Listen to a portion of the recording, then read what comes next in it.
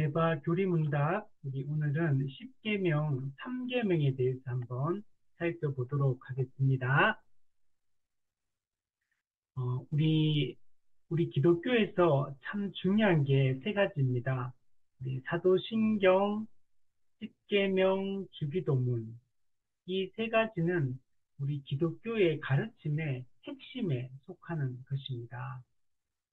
사도신경은 우리가 무엇을 믿는지, 성경이 무엇을 복음이라고 하는지, 그 성경의 핵심적인 그 가르침의 내용들을, 교리를 이렇게 담고 있는 게 우리 사도신경이라고 할 수 있습니다. 사도신경에는 하나님과 예수님과 성령님에 대한 신앙 고백, 그리고 교회에 대한 신앙 고백, 이렇게 네 가지가 담겨 있습니다. 그래서 하나님을 믿는다, 예수님을 믿는다, 성령님을 믿는다, 교회를 믿는다라고 할 때 어떤 의미를 담고 있는지 우리가 바르게 아는 것이 매우 중요합니다. 사도신경은 성경에 명시적으로 어떤 한 본문에 이렇게 기록되어 있는 것은 아닙니다. 그렇지만 성경 전체의 핵심적인, 가장 핵심적인 교리, 신학을 이렇게 요약한 진술, 신앙 고백, 이게 사도신경이기 때문에 우리가 사도신경을 우리가 잘 그 내용들을 알고 공부하는 것이 매우 중요합니다. 그래서 교회는 이 신앙 고백의 일치를 이루는 게 중요합니다. 그래서 사도신경을 고백하면서 우리가 무엇을 믿는지 깊이 생각하는 것들이 중요합니다. 교회가 분열되고 사람들이 헛된 주장이나 어떤 헛된 믿음을 갖는 이유가 우리가 무엇을 믿는지 그 믿는 내용이 명확하지 않기 때문에 그런 문제들이 발생하는 겁니다. 그래서 우리가 성경이 무엇을 말하고 우리가 무엇을 믿는지 그 일치시키는 게 매우 중요합니다. 신구약 성경의 통일성 있는 가르침을 우리가 잘 받는 것이 중요합니다. 그래서 저는 그 생각이 드는 게 주일학교나 초신자들이 이렇게 교회에 들어올 때 정말 우리가 제대로 가르칠 수 있는 그런 교재가 만약에 준비되지 않았다면 그냥 우리 사도신경만 잘 가르쳐도 우리 예를 들면 초등학교를 졸업하고 중고등학교를 졸업할 때까지 사도신경의 믿음의 핵심적인 내용들만 정말 우리 아이들의 머릿속에 잘 정립해 주기만 해도 올바른 신앙을 가질 수가 있다는 겁니다. 그만큼 사도신경을 우리가 깊이 있게 이해하는 것들이 중요합니다. 제가 가르치는 과목 중에 이 사도신경 과목이 따로 있거든요. 그래서 이 사도신경을 12가지 신앙 고백의 항목들을 하나씩 하나씩 공부를 하고 또 어떤 과들은 이제 뭐 2시간에 걸쳐서 3시간에 걸쳐서 이렇게 그 신앙 고백들을 깊이 있게 다루는 공부가 있는데 우리가 이 사도신경의 내용들만 제대로 알아도 교회가 이단에 빠지거나 성도들이 정말 잘못된 그 판단, 생각 이런 것들을 좀 우리가 걷어낼 수 있다라고 말할 수 있고 두 번째가 중요한 게 십계명입니다. 십계명은 구약의 십계명을 주실 때는 처음부터 먼저 유월절 어린 양의 피를 통과해서 구원받은 이후에 이스라엘 백성들이 출애굽, 즉 구원받은 이후에 하나님의 백성들에게 어떻게 살아야 하는지를 가르치기 위해서 주신 게 바로 십계명입니다. 율법 자체를 하나님 주실 때 구원받게 하기 위해서 율법을 주신 게 아니고 은혜로 어린 양의 피로 구원한 이후에 구원받은 하나님의 백성으로서 거룩하게 살아가게 하기 위해서 그 규범으로 주신 것이 바로 율법이다라고 얘기할 수 있습니다. 그리고 그 율법의 정신을 담고 있는 것이 이 십계명, 도덕법입니다. 이 율법 전체를 요약하면 이 십계명으로 요약된다고 말할 수가 있고 이 십계명은 또 하나님에 대한 의무와 우리 사람에 대한 의무 두 가지로 구성이 되어 있습니다. 그래서 첫 번째는 우리가 하나님에 대한 의무를 얘기해 예배의 대상, 예배의 방법, 예배의 또 자세, 또 예배의 이유, 이게 이제 십계명 1계명부터 4계명까지 하는 얘기입니다. 1계명이 예배의 대상이 누구냐? 2계명은 예배의 방법이 무엇이냐? 오늘 공부하게 될 3계명은 예배의 자세가 어떠해야 되느냐? 그 다음 주에 보게 될 안식일 계명과 예배의 이유가 무엇이냐? 이 네 가지를 이야기하고 이 네 가지 하나님에 대한 의무를 기반으로 사람에 대한 의무, 부모를 공경하라부터 시작해서 이제 6가지가 나오는 겁니다. 그래서 쉽게 합치면 이걸 예수님께서는 한마디로 요약하면 하나님을 사랑하고 이웃을 사랑하라 이렇게 말씀을 하고 있는 겁니다. 이게 온 율법과 선지자의 강령이다. 이게 성경의 가르침의 핵심이다. 하나님 사랑, 이웃 사랑 이렇게 요약되어진다라고 얘기를 할 수 있습니다. 먼저 하나님 사랑이 되어야지만 이웃 사랑이 가능합니다. 하나님을 알지 못하고 하나님을 사랑함이 없이 사람은 사랑할 수가 없습니다. 왜냐하면 사람은 타락한 존재이기 때문에 우리 스스로의 힘으로는 사랑할 마음도 없고 사랑할 능력도 없는 존재입니다. 근데 우리가 하나님을 알고 하나님의 사랑을 입으면 하나님과의 친밀한 연합 관계가 형성이 되어지면 그 하나님이 공급하시는 힘으로 이웃을 사랑할 수 있는 힘이 생기게 되고 이웃을 용서하고 이웃을 품을 수 있는 힘이 그때 이제 생기게 됩니다. 근데 이 십계명은 구원받은 하나님의 백성이 어떻게 살아야 하는가 여기에 대해서 이야기를 해주고 있습니다. 그리고 주기도문 같은 경우는 우리가 무엇을 바라보아야 하는가, 우리가 나아가야 할 방향은 어디인가, 우리의 소망은 무엇인가, 우리의 비전은 무엇인가, 이걸 이야기해 주는 게 주기도문입니다. 그래서 주기도문에 예수님이 직접 가르쳐 주신 이렇게 기도하라 그랬잖아요. 이렇게 기도하란 말은 너희가 이런 것에 초점을 맞추고 살아라 이런 얘기를 하는 거예요. 너희들은 여기에 관심을 두어라.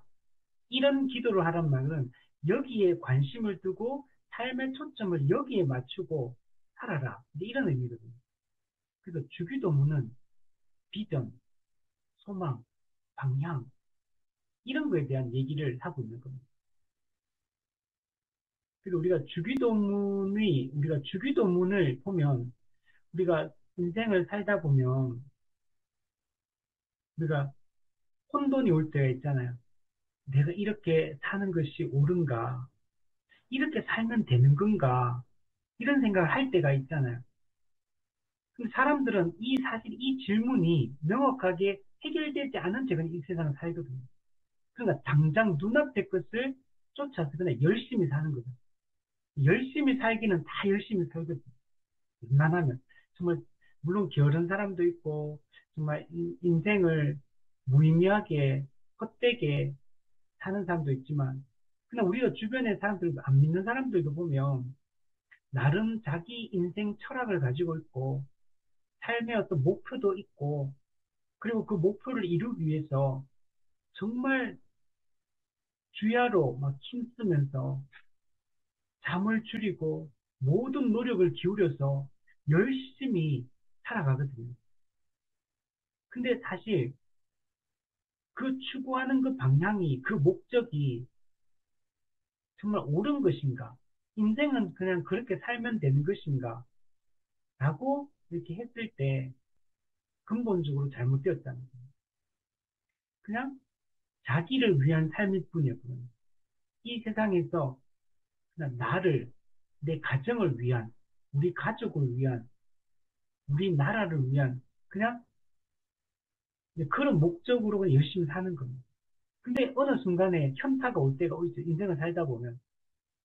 진짜 열심히 막 살았는데, 돈도 많이 벌고, 뭐, 가정도 잘 세우고, 사회적 지위도 얻고, 이렇게 막 살아가는데, 어느 순간에 어떤 문제를 만나고 하다 보면 딱 깨달을 때가 있죠. 아, 내가 인생을 너무 잘못 산 것 같다. 이렇게 인생을 사는 게 아니다. 또, 그리고 이 방향이 잘못되었다. 이런 게 중요한 게 아닌데, 이게 인생의 최종적인 목적이 아닌데, 라고 느낄 때가 있죠. 근데 이제 일반 사람들은 그게 어디로 가냐. 그냥, 아, 가족들과 좀 더 시간을 보낼 걸, 사랑하는 사람들 좀 더 좋은 시간을 보내고, 더 많이 사랑해주고, 관심을 갖고, 그냥 또 불신자들은 여기까지밖에 생각이 못 미칩니다. 결국에는 그냥 막 이게 막돈 벌고 사회적 위치를 갖고 안정되고 이런 거 막 쫓아가다가 그냥 세상을 즐기고 이런 거 관심 갖고 막 살다가 좀 정신 차려보면 아, 좀 가족을 소홀히 하고 사랑하는 사람들, 주변 사람들을 돌보지 못하고 좀 더 좋은 시간들을 갖지 못하고 이런 게 후회된다. 그냥 여기서 끝나버리는 겁니다. 궁극적인 하나님이 인간을 창조한 인간 본래의 궁극적인 그 생각으로 미치지 못하는 우리의 하나님과의 영적인 문제, 사후의 문제, 영혼의 문제, 우리의 궁극적인 이 인간 존재의 목적, 이유, 이것까지 발견을 못하는 겁니다. 그냥 겨우, 그래서 우리 사람들이 큰 위기를 만나면 예전에 대구 지하철 그때 그때 방화가 불나가지고 그때 수많은 사람 죽었잖아요. 그 지하철이 그게 지금 저기 80단에 가면 80 테마 그 무슨 그 소방 그 시설 같은 거 있거든요. 거기 지금 전시해 놨거든요.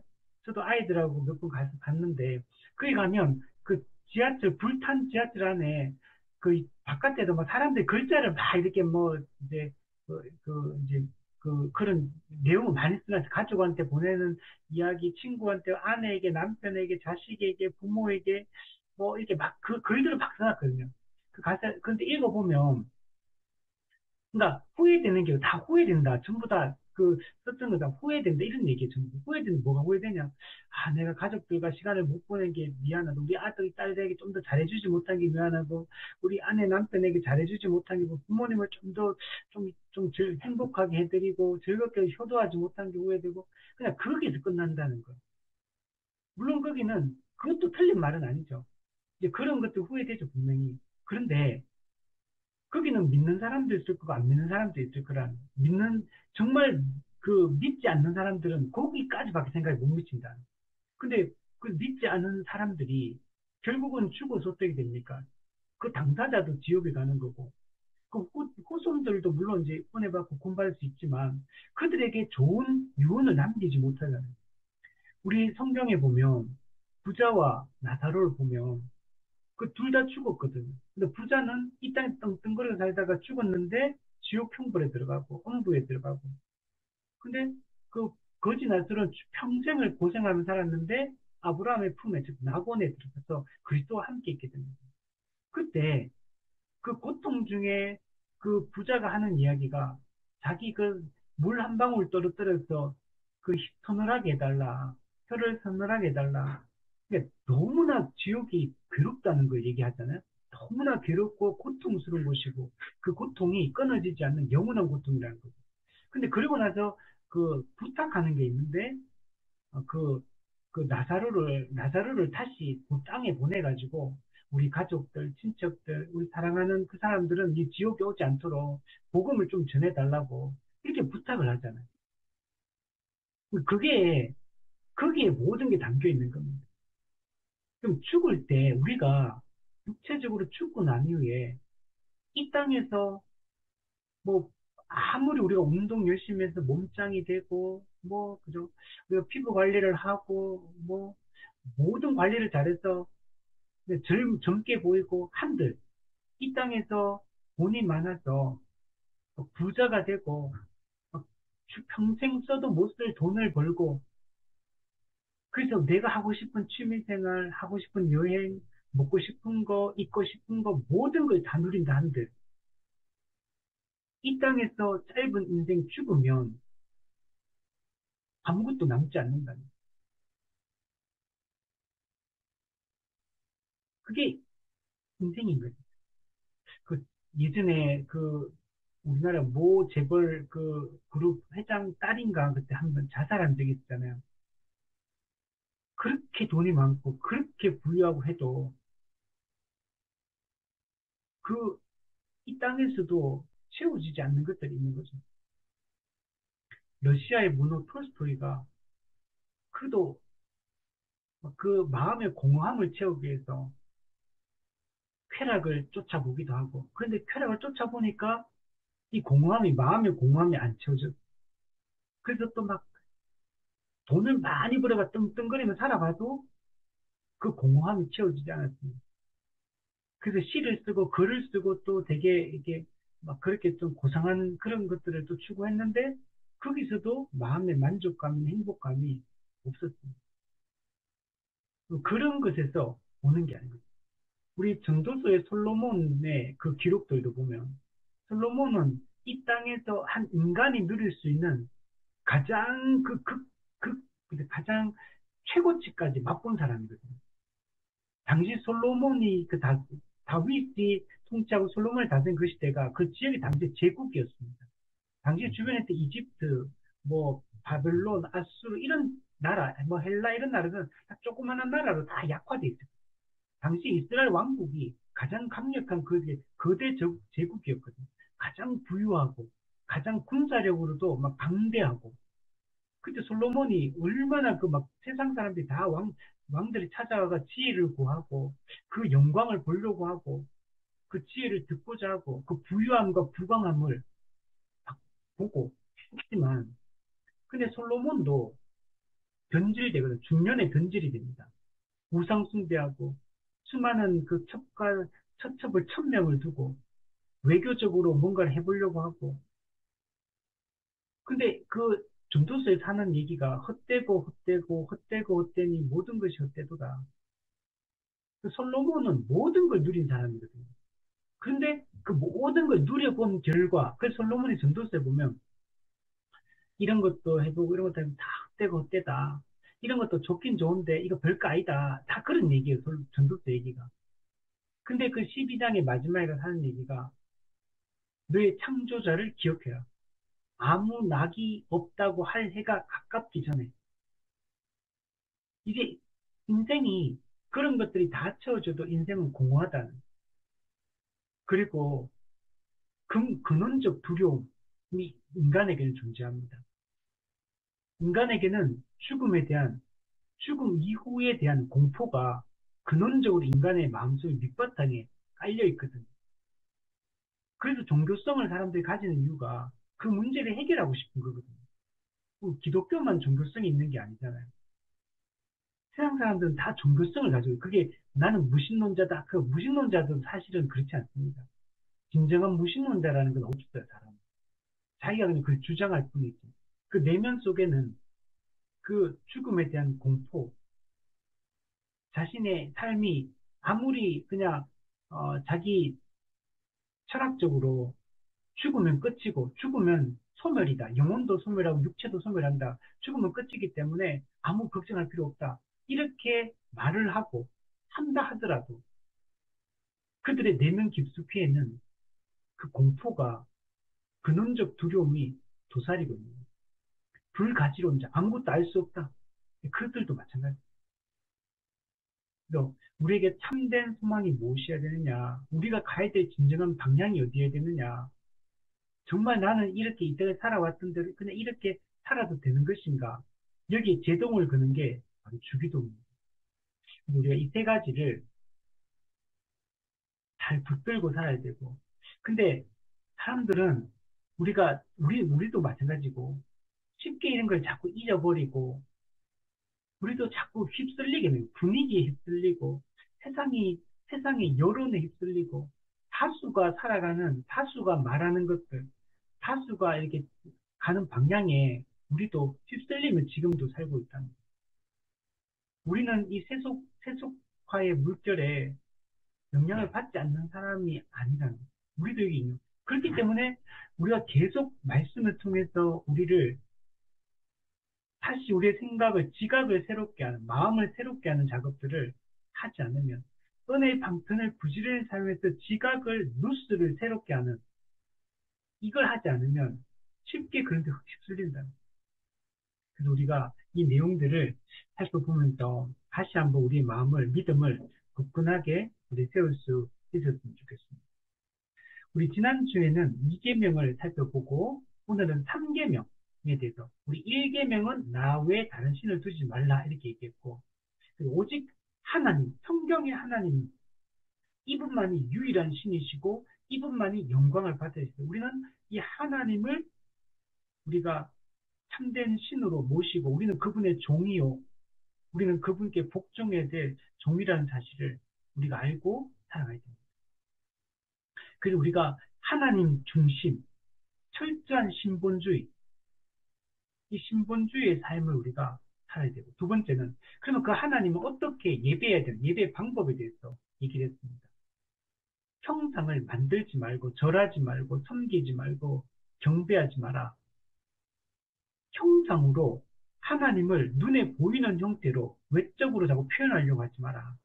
그런데 기독교는 외적으로 표현하는 걸 반대합니다. 개신교는 이걸 철저히 반대해요.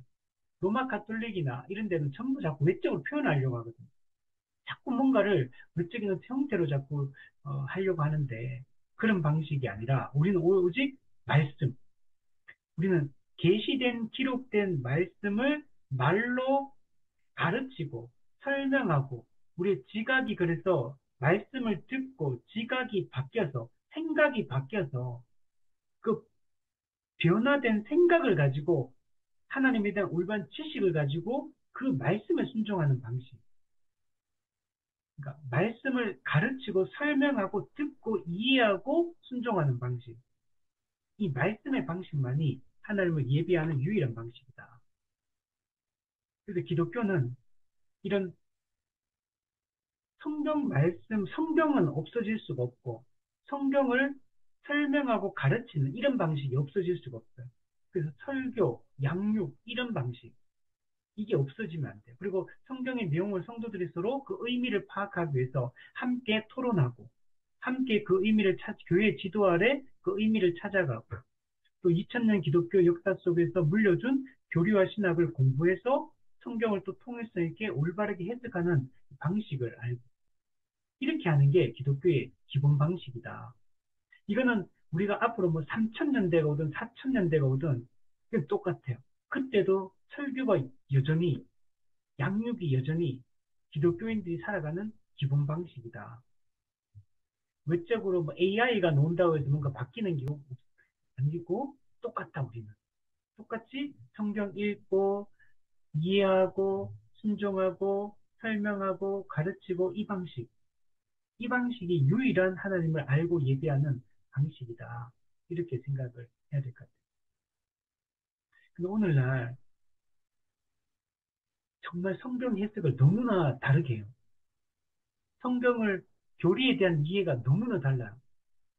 그래서 정말 우리가 역사적 기독교가 물려준 전통적인 성경 해석의 원칙들이 있고 성경 해석의 그 내용들이 있는데 해석된 내용들이 있는데 그걸 깡그리 무시하는 이런 말들, 이런 사상들 이런 것들을 막 끌고 오는 경우들이 요즘 너무 많아요. 그래서 우리가 올바른 것들을 지금은 바르게 알고 바르게 믿고 바르게 살아가는 게 중요하다. 지금 우리가 거기에 힘을 써야 될 그런 때라고 생각합니다. 우리 3계명을 보면 3계명은 예배의 자세에 대한 얘기다. 너는 너의 하나님 여호와의 이름을 망령되이 일컫지 말라. 하나님의 이름에 대한 얘기를 합니다. 하나님의 이름을 망령되이 일컫지 말라. 이름은 하나님 그 자체를 얘기합니다. 이름은 하나님 그분의 존재 자체를 얘기하는 거예요. 근데 이름이 망령되이 일컬음을 받는 것은 곧 하나님 그분 자체가 망령되이 일컬음을 받는 것과 같은 것입니다. 하나님의 이름은 하나님의 본질을 담고 있고 하나님의 인격을 담고 있고 하나님의 사역을 담고 있고 하나님의 속성을 담고 있는 겁니다. 그러니까 하나님 이름이 곧 하나님 그분 자신이다, 자체다.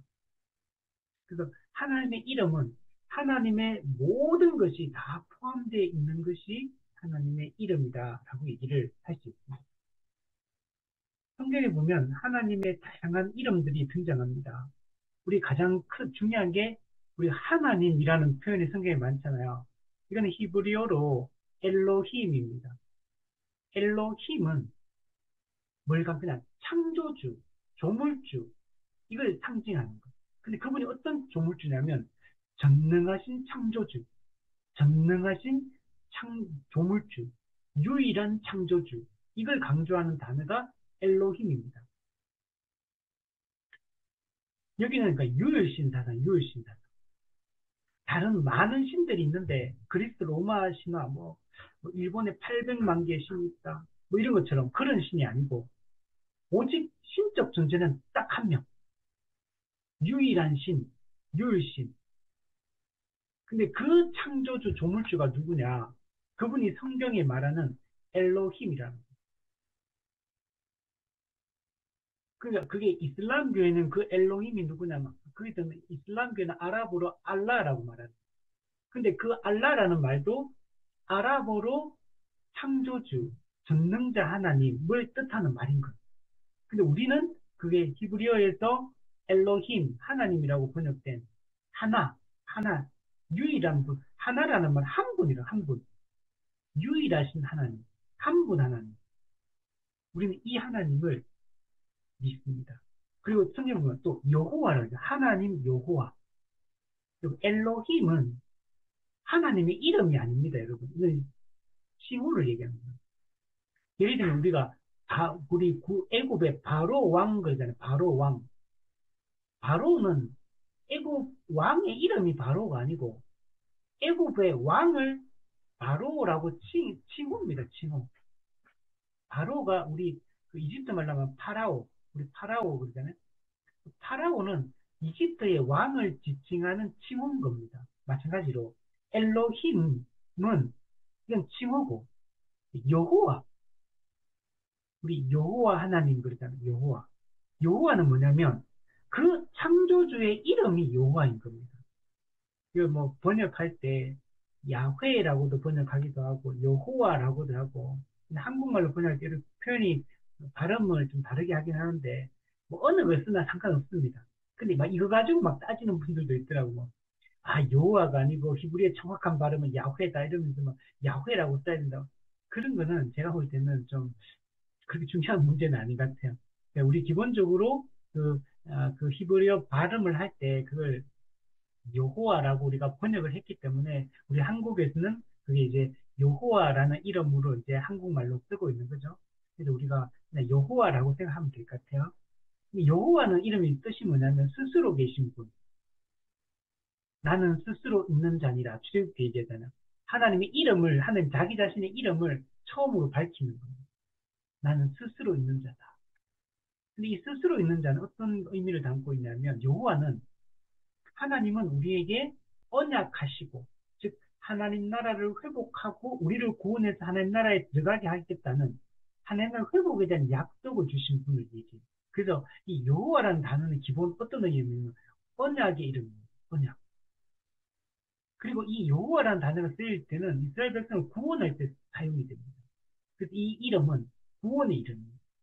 언약에 따라 자기 백성을 구원하여 하나님 나라에 들어가게 하셔서 하나님 나라의 안식을 누리게 하시는 분, 이분이 여호와인 겁니다.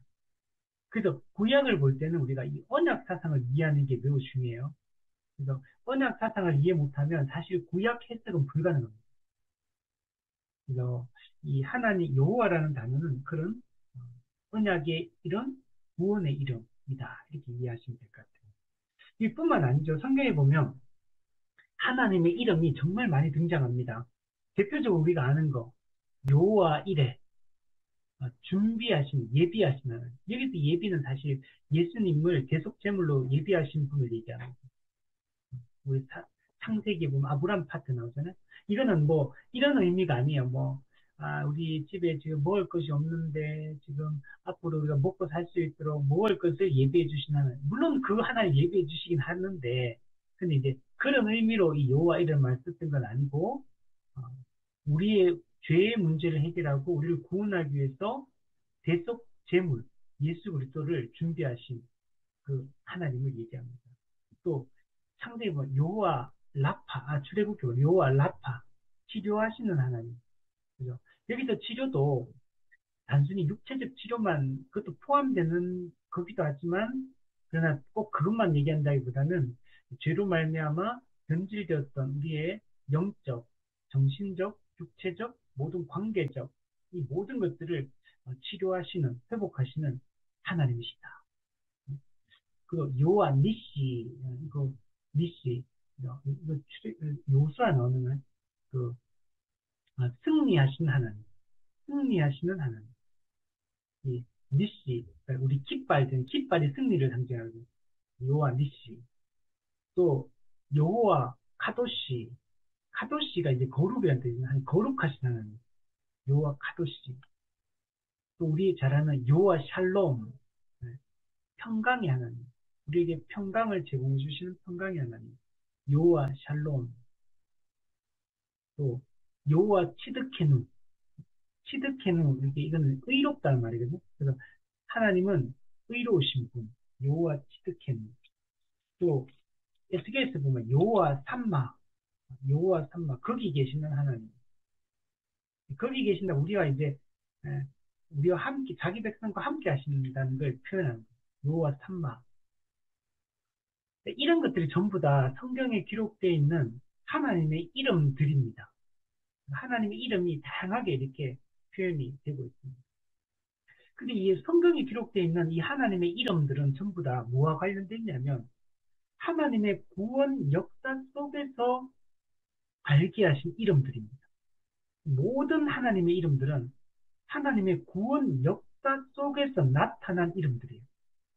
그래서 하나님의 이름들을 보면 구원의 은혜를 발견할 수 있습니다. 그래서 우리는 이 하나님을 바르게 알고 바르게 이 이름을 불러야 된다. 이게 삼계명에서 얘기하는 거예요. 우리가 자칫 잘못하면 하나님을 성경의 하나님으로 알지 못한 채 내가 만들어낸 하나님, 내가 경험해서 내 스스로 만들어낸 하나님을 믿을 수도 있어요. 우리 성경에도 보면 다른 예수, 다른 성, 다른 영, 다른 복음 이런 표현이 있거든요. 우리가 다른 하나님을 믿으면 안 돼요. 그래서 우리가 말하는 하나님을 믿는다 할 때는 성경의 하나님을 믿는다. 이 의미에서 우리가 하나님을 믿는다고 말하는 거예요. 그러면 성경에서 하나님을 그분의 본질이 무엇인지, 그분의 속성이 무엇인지, 그분의 인격이 어떠하신지, 그분의 성품이 어떠하신지, 그분이 어떤 일을 하시는 사역이 무엇인지, 이걸 정확하게 성경을 통해서 알 수 있거든요. 우리가 성경을 연구하고 성경을 바르게 해석하는 과정 없이 하나님을 알 수가 없습니다. 하나님을 바르게 알아야지만 하나님을 바르게 이름을 부를 수 있고 하나님께 바르게 예배할 수 있습니다. 이단들은 동일하게 하나님, 예수님, 성령님이라고 말하지만 성경의 하나님, 예수님, 성령님하고 다르잖아요. 그러니까 이단인 거예요. 하나님에 대한 오해가 되게 많고 성경에서 신앙이 좋아진다라고 할 때 신앙이 좋아진다는 도대체 뭘 말하는 거냐? 우리가 믿음이 좋아진다. 저 성도 지금 믿음이 좋아지고 있다. 이렇게 말할 때, 뭘 보고 그 사람이 믿음이 좋아진다고 말합니까? 예배 출석 열심히 하면, 저 사람 믿음이 좋아진다. 또 교회 봉사 열심히 하기 시작하면, 저 사람 믿음이 좋아진다. 성경책 많이 읽고 전도 많이 하기 시작하면 저 사람 믿음이 좋아진다. 이렇게 얘기하잖아요. 성경에서 신앙이 좋아진다, 신앙이 성숙해진다는 말에 물론 그게 외적으로 행동으로 다 드러나서 열매를 맺히는 게 맞는데, 근데 그 근본에 들어가면 성경에서 뭐라고 얘기하냐면, 하나님을 아는 것을 얘기합니다. 하나님이, 하나님을 바르게 알고, 바르게 그분을 하나님으로 대우하는 것, 이걸 믿음이 좋아진다라고 얘기한다. 그래서 하나님을 아는 지식이 더하는 거, 하나님을 아는 지식이 더하면 하나님을 바르게 대우할 수 있죠. 우리 사람도 그렇잖아요. 이 경우에 합당하게 대우를 해야 되는데, 합당하게 그분의 존재에 걸맞게 대우를 해야 되는데, 그렇게 안 하면 기분이 나쁘잖아요. 무시당한 것 같고. 마찬가지인 거예요. 하나님이라는 분을 아는 지식이 있다고 바르게 그분을 알 때 우리가 그분께 예배가 가능한 겁니다. 예배가 뭐냐면 하나님이 어떤 분인지 알고 그분의 존재에 걸맞는 영예를 돌려드리는 걸 예배라고 하거든요. 근데 왜 오늘날 우리나라가 정말 말도 안 되는 일들이 일어나잖아요. 뭐, 이거 정광훈 목사가 뭐 하나님 나한테 까불면 죽어 이런 말들 함부로 하잖아요. 이런 말들이 말도 안 되는 소리인데 이렇게 하나님의 명예를 더럽히는데도 이런 것도 우리가 용인한다는 거, 한국교회. 근데 그런 극단적인 사람만 그런 게 아니고 우리가 하나님의 이름을 얼마나 가볍게 여기고 하나님의 그 명예를 우리가 존중하지 않고 하나님이라는 그 위대하시고 크신 분을 그분의 크심에 걸맞게 대우를 해야 되는데 그렇게 대우하지 않는 게 우리 가운데 많다는. 그래서 하나님의 이름이 그냥 농담하다가 그냥 툭툭 던질 수 있고 그 이야기 깔다가 그냥 뭐 우리가 뭐 안주거리다 이런 말이야. 그냥 뭐 그냥 이야기거리의 중심에 그냥 하나님의 이름이 그냥 막 그냥 쉽게 거론되고 이런 일들이 비일비재하게 일어난다. 아니 그냥 그 농담 아니냐. 그냥 하는 말이지. 뭐 이렇게 사람들이 생각한다 가볍게. 근데 그걸 지금 경계를 하고 있는 거예요. 우리가 진짜 하나님의 그 크심을 진짜 그분의 그 존전 앞에 가가 압도된 상태에서 거기 가서도 하나님의 이름을 가지고 농담할 수 있겠습니까? 그죠? 예를 들면 우리는 지난번에 보세요. 로마 교황이 그때 프란시스 교황이 한국 방문했을 때 있잖아요. 그때 작년 몇 년 전에 그때 그 교황이 그냥 우리 기독교 입장에서는 그 교황은 아무것도 아니거든요. 그 교황은 오히려 성경의 가르침을 왜곡하는 사람인데 기독교인 입장에서 이단과 같은 사람이고 이단의 수장과 같은 사람인데 그 프란시스 교황 왔을 때 사람들이 대통령부터 시작해 다 쩔쩔매요. 쩔쩔매. 교황이 뭐라고 개신교인들조차도 프란시스 교황 왔다고 막 그 당시에 막 뉴스 막 난리 났잖아요. 교회에서도 막 그거 무슨 대단한 어떤 뭐 인물이 한국을 방문했는 것처럼 막 그죠? 무슨 어떤 신적 존재가 대한민국을 방문한 것처럼 그렇게 떠들썩하게 아니 개신교인들이 그러면은 일반인들이 그런 걸 천주교인이 그런다면 그는 뭐 그들은 그를 믿으니까 그렇다 쳐도 안 믿는 세상 사람들도 뭔가 엄청 권위 있는 어떤 인물이 한국에 온 것처럼 생각하고 심지어 개신교인들까지도 그래서 뭔가 대단한 특별한 사람이 왔는 것처럼 이렇게 얘기를 하고 이게 아주 잘못된 우리 태도거든요. 도대체 우리가 종교개혁의 후예들로서 뭘 믿길래 그런 생각들을 하느냐. 우리가 가진 이 복음이, 우리 믿음이 어떤 건지, 개혁신앙이 어떤 건지, 그거 안다면 어떻게 우리가 그렇게 하겠습니까? 우리가 심지어 그런가, 그것처럼, 아무것도 아닌 그 사람, 한 교황 앞에서도 사람들이 그 앞에서 함부로 농담하고 함부로 말하고 하지 못하잖아요. 그런데 우리는 이 천지를 창조하신 이 하나님의 이름을 너무나 가볍게 우리는 여기고 대하고 있다는 겁니다. 그래서 우리가 어떤 식으로 그렇게 하는지 조금 이따가 우리가 또 세세하게 조금씩 살펴보도록 할게요. 그래서 이 3계명이 하나님의 이름을 망령되이 일컫지 말라고 이야기를 하고 있습니다. 근데 재밌는 거는 또 지금 하나님이 자신의 이름을 자기 자신이잖아요. 하나님이 자기 자신이잖아요. 근데 이렇게 말해요. 너는 너의 하나님 여호와의 이름을 망령되이 일컫지 말라. 하나님이 자기 자신을 가리키는데 1인칭 나는 이렇게 말해야 되거든요. 나는 이렇게 말 자기 자신이 자기 얘기 지금 하고 있는 건데 1인칭으로 사용하지 않고 3인칭으로 지금 사용하고 있다. 하나님이 자기 자신이 꼭 남인 것처럼 객관화시키고 근데 이렇게 하는 이유가 뭐냐면 하나님의 이름을 부각시키려고 하는 거예요. 하나님의 이름을 부각시켜서 생각의 초점이 하나님 이름의 초점이 맞춰지도록 이렇게 하나님께서 지금 하고 있다는 것들을 볼 수 있습니다. 하나님이 자기는 객관화시키고 하나님의 이름에 초점을 맞추도록 이렇게 하는 걸 볼 수 있습니다. 왜 그러냐면 하나님의 이름 속에 그 창조주 하나님 엘로힘이 누군지를 설명하고 있기 때문에 그래요. 우리 조금 전에 봤던 것처럼 하나님의 이름 속에는 하나님의 본질과 하나님의 속성과 하나님의 성품과 하나님의 사역과 이 모든 게 다 담겨 있거든요. 그래서 하나님이 자기 자신을 3인칭으로 사용하면서 자기를 객관화시키고 하나님 이름에 사람들이 초점을 맞추어서 정말 하나님을 바르게 알도록 이렇게 하는 것들을 볼 수가 있는 겁니다. 우리는 하나님의 이름을 통해서만 하나님을 바르게 알 수 있어요. 하나님의 이름을 모르면 하나님을 바르게 알 수가 없는 겁니다. 그래서 사도 바울이 에베소스와 골로새서에 보면 그들을 위해서 중보 기도를 하거든요.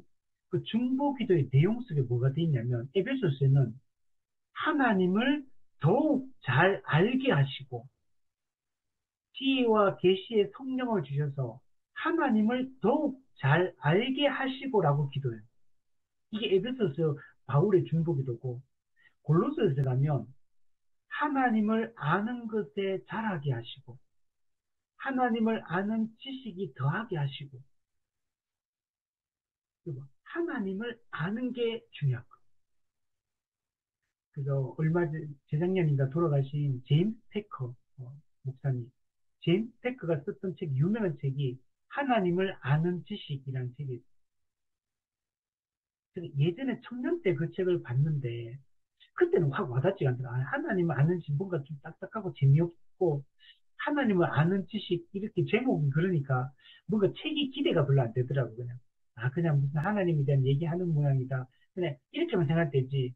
그게 뭔가 제 마음속에 확 와닿지가 않다 그 제목. 근데 그 책이 다 유명하다고 그러고 막 대단한 책이라고 그러고 막 하는데 저 제목부터 마음에 별로 안 나. 하나님을 아는 지식 뭐 이렇게 뭐 하나님은 고난 중에도 우리와 함께 하시고 우리를 돌보시고 우리의 길을 인도하시면 이런 제목이면 뭔가 확 끌릴 텐데 하나님을 아는 지식 그러니까 뭔가 확 끌리지가 않더라고요. 근데 왜 제임스 테크가 왜 그 책을 썼을까? 이제 지금 돌이켜보면 그 너무나 중요한 얘기를 담고 있는 거예요. 신앙의 본질은 결국 하나님을 아는 것이거든요. 하나님을 알아야지만 나를 알아요. 하나님을 모르면 내가 누군지를 알 수가 없거든요. 내가 어떤 존재인지 내 본질을 알 수가 없어요. 하나님에 대한 지식이 더해서 하나님의 본질을 알면 피조물인 나의 위치를 알게 되고 그 창조주 앞에 서 있는 내가 어떤 존재인가를 알게 되는 거예요. 그리고 그분이 그 창조주가 우리에게 말씀하시는 우리에게 약속하신 말씀이 어떤 의미를 가지는가를 그때 알 수가 있게 되거든요. 그 사도 바울의 그 핵심이 그거예요. 사람들이 복음 전하는 건데 하나님 나라를 전한다 복음 전한다 이건데 본질로 들어가면 하나님을 아는 지식을 전하는 거예요. 하나님을 아는 지식이 더하면 그러면 하나님에 대한 올바른 태도가 나오고 그게 삶으로 이어지게 되는 거예요. 그래서 정말 신본주의의 삶을 살게 됩니다. 오늘날 우리가 생각해 보면 오늘날 현대 그리스도인들이 정말 신본주의가 맞는가? 우리 종교개혁자들이 외쳤던 하나님 중심, 말씀 중심, 교회 중심을 강조했는데, 이게 기독교 신앙의 핵심이라고 얘기했는데, 근데 정말 우리는 하나님 중심이 맞는가? 정말 창조주께서 지금도 우리를 통치하고 다스리고, 우리의 일거수일투족을 다 감찰하고 계시고, 그리고 우리의 행위에 따라 심판하신 하나님이라는 사실을 우리가 안다면,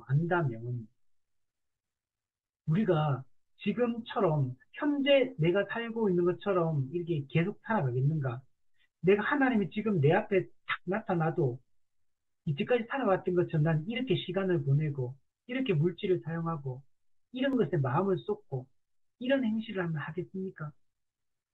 하나님 지금 내 옆에 하고 우리 집에 와가지고 머무르기 시작했다면 우리의 가정생활이 똑같겠습니까? 우리가 지금 하나님이 우리 직장 속에 내 옆자리에 와서 앉아 계시다면 우리가 직장에서 지금처럼 살겠느냐? 그래서 하나님을 아는 지식이 더한 만큼 하나님에 대한 올바른 태도가 안 나오게 됩니다. 그걸 빌립보서는 뭐라고 표현했냐면 두렵고 떨림으로 살아라. 하나님 앞에서 두렵고 떨림으로 사는 게 하나님에 대한 이름, 하나님의 존재에 대한 이해가 깊어질 때 정말 그분 앞에 두렵고 떨림으로 살게 됩니다. 그 성경에 하나님을 항상 얘기할 때 감찰하신 하나님, 살펴보신 하나님에 대한 얘기를 많이 하거든요. 살펴보신다고 할 때는 두 가지 의미예요. 하나는 자기 백성을 보호한다는 차원에서 살펴보시는 측면도 있지만 대부분은 그런 의미보다는 우리의 모든 것을 하나님 눈앞에 밝히 드러나 있고 하나님이 다 보고 있다는 얘기를 하는 거예요. 하나님께 숨겨지는 것은 없다. 숨길 수 없다. 라는 얘기를 하는 거예요. 그리고 하나님은 살펴보시고 합당하게 하나님은 거기에 대해서 이제 심판하신 하나님이다. 그걸 강조하는 말이거든요. 근데 우리는 그런 하나님에 대한 그 두렵고 떨림이 별로 없죠. 이걸 옛날에 우리 많이 한국교회에 썼던 말 중에 코람데오 이 말 많이 썼잖아요. 코람데오. 데오가 하나님이에요. 하나님 앞에서. 신전의식이에요. 신 앞에 내가 서 있다는 의식을 가지고 늘 살아야 된다. 하나님이 내 일거수일투족을 다 지켜보고 계시고 거기에 내 행위에 따라 심판하신다는 사실을 기억하고 두렵고 떨림으로 할 것을 말씀하고 그렇게 되려면 하나님을 바르게 알 때만 그게 가능하다. 그래서 하나님을 알고 그분 앞에서 우리가 그분의 이름을 망령되이 일컫지 말아야 됩니다. 하나님은 높임받기를 원하십니다. 하나님은 내 영광을 다른 자에게 주기를 원치 않는다고. 하나님은 내가 이렇게, 구약에 보면 내 이름을 욕되게 하리요 이런 말씀하시는 구절이거든요. 하나님 자신의 이름이 욕되게 취급받는 걸 기뻐하지 않는 분이 하나님은 질투하는 하나님, 자기 영광을 빼앗기고 자기 영광을 탈취당하는 것에 대해서 하나님은 기뻐하지 않는 분입니다. 근데 이걸 기억을 해야 됩니다. 자, 160문에 보면 이것은 무슨 뜻입니까? 하나님께서 단순히 거짓된 맹세뿐만 아니라 그러니까 하나님 이름 걸고 거짓말 할 수 있잖아요. 우리도 옛날에 보면 우리 막 애 막 장난치고 뭐 하다가도 뭐 그죠? 하나님 이름 걸고 맹세한다 막 그러면서 그런 말 하잖아요. 우리가. 근데 이런 거짓 맹세할 수 있죠. 뭔가 내 지금 상황을 모면하기 위해서 당장에 내 거짓말을 거짓말로 덮기 위해서 하나님 이름 걸고 막 하잖아요. 그 참 재밌는 게 그거예요. 미국 같은 경우에 이제 미국 대통령 이렇게 뽑히면 그, 목사님들이 와서 그 축복 기도도 해주고 또 성경에 손 얹고 막 선서하기도 하고 막 이런 거 하잖아요. 그래놓고 이 정책하는 걸 보면 저 완전 비기독교적으로 막 정책을 막 하고 또 막 그래요. 참 아이러니하죠. 그게 다 하나님의 이름을 모독하는 겁니다. 그 공적으로 하나님과 사람 앞에서 그렇게 그 맹세하고 서약을 하고도 그렇게 어긴다. 이게 다 거짓된 맹세입니다. 또 필요 이상의 서약이나 무의미한 맹세를 해서는 안 돼요. 필요 이상의 서약, 불필요한 서약을 하나님의 이름 걸고 하지 말라는 거. 무의미한 맹세, 무의미하게 하나님의 이름 걸고 뭔가를 맹세하지 말라고 하는 거. 이런 게 전부 다 뭐냐? 하나님의 이름을 남용하는 거. 근데 이게 다른 이게 교리 문답들 보면 하나님의 이름을 남용한다. 하나님의 이름을 오용한다. 하나님의 이름을 악용한다. 이렇게 표현하고 있어요. 이런 게 전부 다 무의미하게 하나님의 이름을 사용하는 겁니다. 그래서 존 프레임이 이런 얘기를 했어요. 하나님의 이름을 사용하는 것은 넓거나 좁거나 참되거나 거짓된 예배를 결정한다. 하나님의 이름을 어떻게 사용하는가를 보면 이게 참된 예배인지 거짓 예배인지가 표현된다는 거, 나타난다는 거.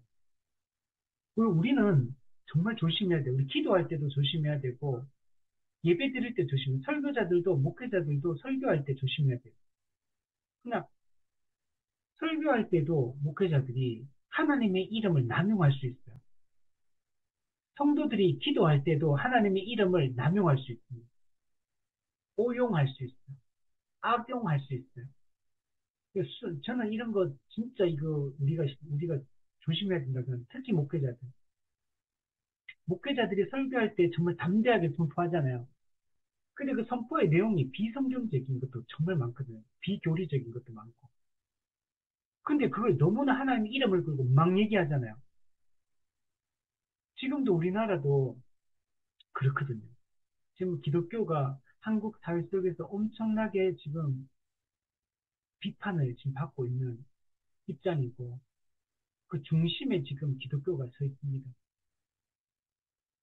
근데 목회자들이 설교 시간에 하나님의 이름 걸고 자기 주장, 자기 목회자 개인적인 생각, 또 그것도 올바르지도 않고 잘못된 판단에 의한, 근데 하나님 이름 걸고 하나님의 영광을 위해, 교회를 지키기 위해 함부로 강단에서 이름 걸고 지금 막 아무 얘기나 막 하고 있거든요.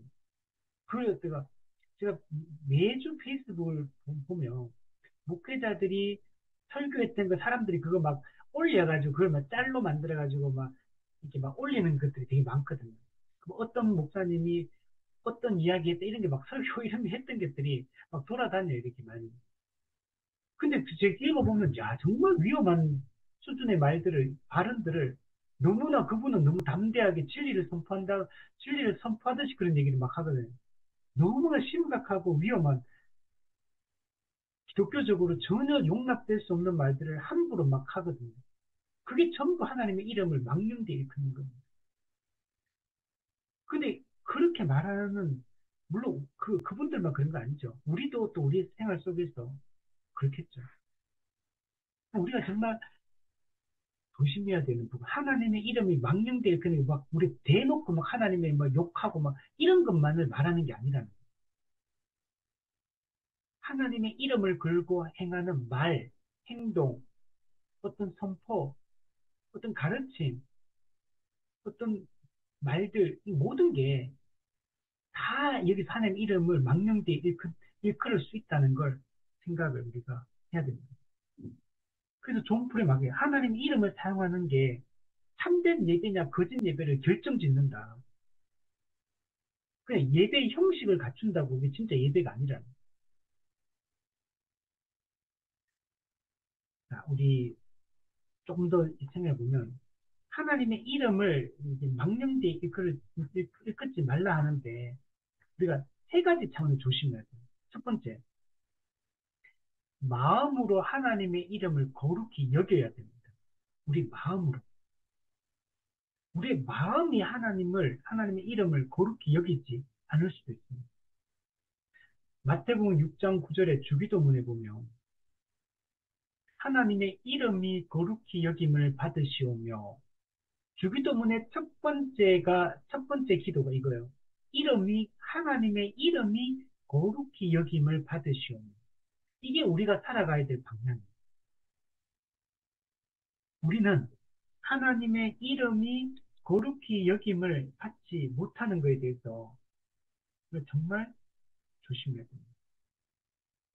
이게 여러분 우리 소요리 문답 1문 1답이에요. 이게 사람의 주된 목적이 뭐냐?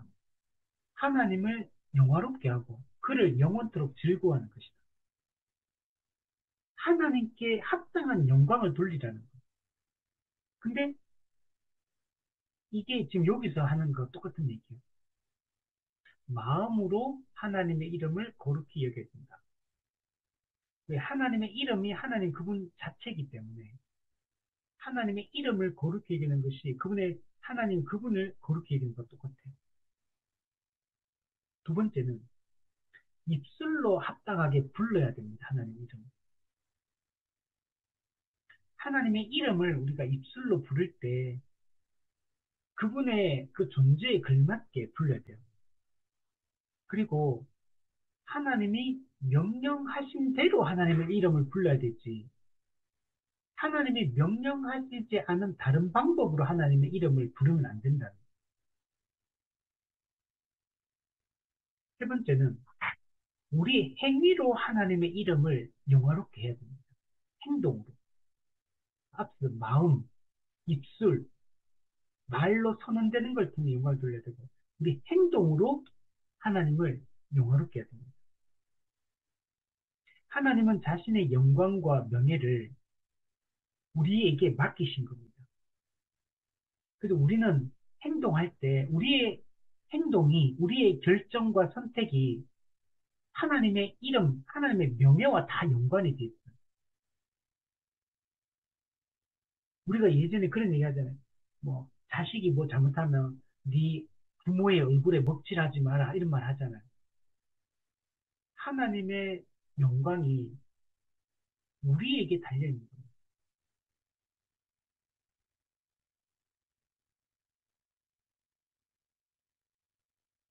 우리가 이런 것들을 조심할 필요가 있다.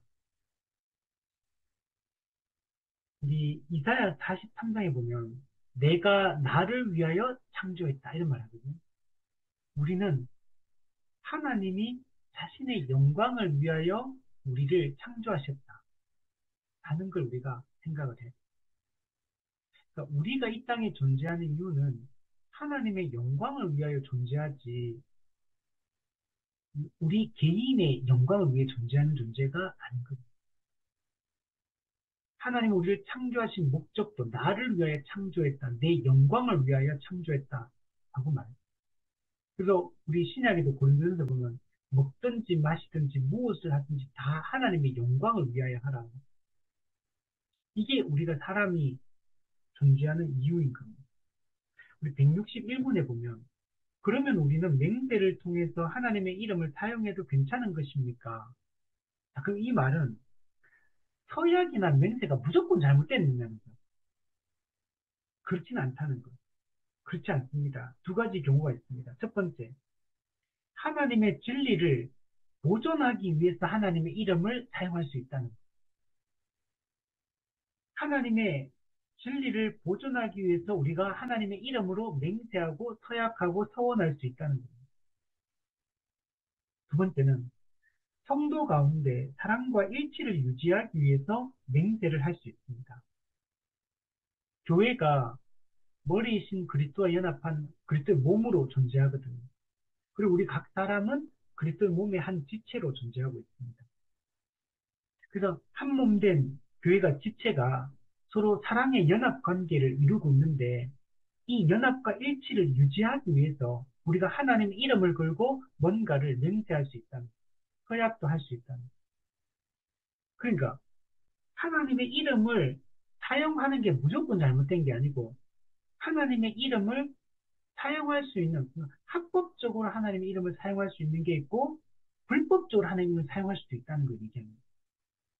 오히려 합법적으로 사용하는 하나님의 이름을 사용하는 것은 정당하고 옳다는 겁니다. 진리를 보존하고 하나님의 명예를 더 높이고 한 몸 된 교회를 일치시키고 하나 되게 하기 위해서 우리가 어떤 하나님의 이름으로 서약이나 서원을 할 수 있다. 라고 말하는 거예요. 서약과 서원은 차이가 있거든요. 둘 다 하나님께 약속하는 거거든요. 근데 어떤 차이가 있냐면 서원은 조건을 걸고 하나님께 약속하는 게 서원이고 서약은 조건 없이 하나님께 뭔가 어떤 약속하는 거. 그래서 서약은 다른 말로 하면 맹세라고 표현해요. 맹세. 하나님께 뭔가를 맹세할 수 있거든요. 맹세 또는 서약. 근데 그는 조건이 없어요. 조건이 안 붙어 있고 그냥 하나님 제가 이렇게 하겠습니다. 이렇게 말하는 거고. 서원은 조건이 달려 있어요. 하나님 뭐 이런 거죠. 하나님 이번에 제 건강을 저를 건강을 회복시켜 주시면 제가 주를 위해 이렇게 살겠습니다. 이렇게 하는 이런 조건이 붙었죠. 우리 아들이 이번에 대학교에 합격하면 제가 이렇게 하겠습니다. 이런 걸 다 서원에 해당합니다. 조건, 조건이 붙으면 서원이 되는 거고, 조건이 없이 그냥 하나님 앞에 제가 이렇게 거룩하게 살겠습니다. 주를 위해 살겠습니다. 이거는 그냥 서약이 되는 거예요. 물론 이 둘 다 하나님께 대한 약속이기 때문에 둘 다 지켜야 됩니다. 하나님께 우리가 스스로가 자발적으로 한 약속이기 때문에 이건 서원이든 서약이든 다 지켜야 됩니다. 그래서 어쨌든 간에 중요한 거는 여기서 하나님의 이름을 걸고 우리가 합법적으로 할 수 있는 맹세가 있다. 162문에 보면 하나님의 영광을 모독하는 맹세를 징계하는 것 외에 다른 의미는 없습니까? 1차적으로 하나님의 영광을 가리게 되면 모독하게 되면 징계가 뒤따릅니다. 벌이 뒤따라. 이게 그냥 넘어가는 게 없습니다. 그냥 다 징계가 뒤따릅니다. 밑에 보면 이것은 하나의 실예입니다. 이것은 하나님의 이름은 그것을 찬송하기 위하여 두려움과 겸손함으로만 부르는 것이다. 네. 하나님의 이름은 하나님을 찬송, 즉 경배하기 위하 예배하기 위해서 우리가 두려운 마음으로, 겸손한 마음으로 하나님의 이름을 사용할 수 있다. 그런데 그 밖의 방법으로는 결단코 하나님의 이름을 사용해서는 안 됩니다. 이건 그냥 불법적인 걸 얘기하는 겁니다.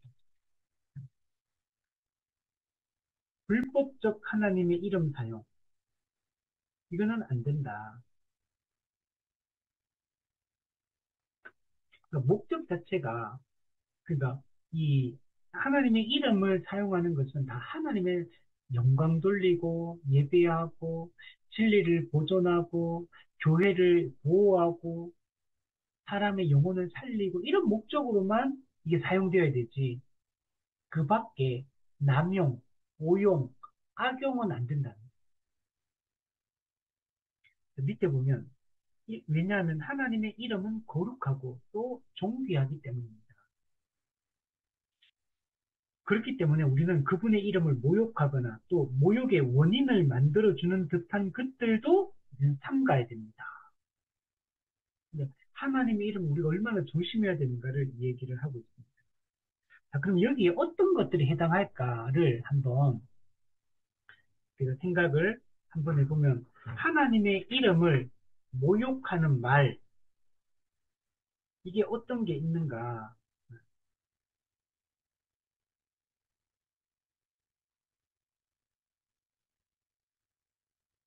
뭐 예를 들면 이런 겁니다. 근데 일차적으로 하나님의 이름을 가지고 농담 같은 걸 하면 안 됩니다. 그냥 물론 그 자체가 하나님을 내가 막 모욕 주려고 막 그 농담을 하는 건 아니지만 하나님의 이름을 이렇게 가볍게 이렇게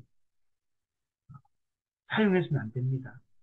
우리가 이런 게 어떤 게 있냐면 미국의 그런 욕 중에 뭐 하면 지저스 크라이스트 뭐 이러고 뭐 오 마이 갓 뭐 이런 말 쓰잖아요.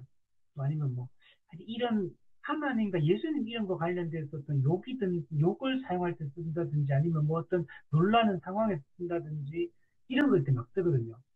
이것도 여러분 하나님 이름 망령되어 있는 거예요. 우리가 뭐 어떤 충격적인 사건을 보면 오 마이 갓 뭐 이렇게 하잖아요.